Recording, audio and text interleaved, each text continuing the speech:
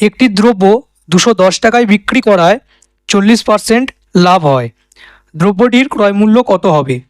তাহলে প্রথমে আমি কি লিখে নেব, এখানে লিখব ক্রয় মূল্য,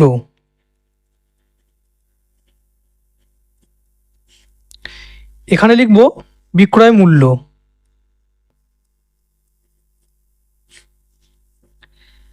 এখন বলেছে 40% লাভ হয়, তাহলে আমি মনে করি ক্রয় মূল্য হচ্ছে 100 টাকা, 40% লাভ হচ্ছে মানে বেশি দামে বিক্রি করা হচ্ছে, তাহলে যোগ হবে, এখানে কিন্তু বিয়োগ হবে না। তাহলে 40 যোগ করে দিলাম, বিক্রয় মূল্য কত হচ্ছে তাহলে 140 টাকা। এখন প্রশ্নে বলা হয়েছে 210 টাকায় বিক্রি করা হয়েছে দ্রব্যটি, তাহলে বিক্রয় মূল্য ধরে আমাকে অঙ্কটি করতে হবে। এখানে যখন 140 টাকা বিক্রয় মূল্য হচ্ছে, তখন আমি ক্রয় মূল্য কত পাচ্ছি 100 টাকা।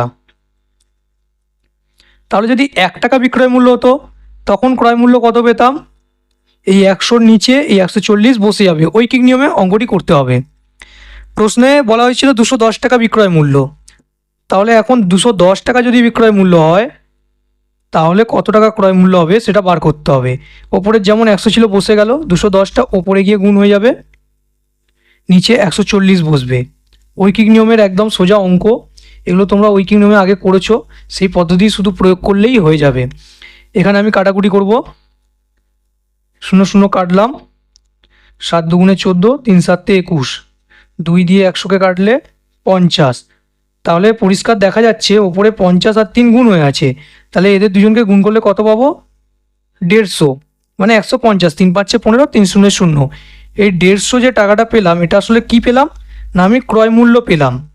ঠিক আছে, এখানে যেহেতু 40% লাভ বলেছে, তাই যখন 210 টাকায় বিক্রি করা হচ্ছে দ্রব্যটি, তখন তার ক্রয় মূল্য কত পাচ্ছি আমি 150 টাকা।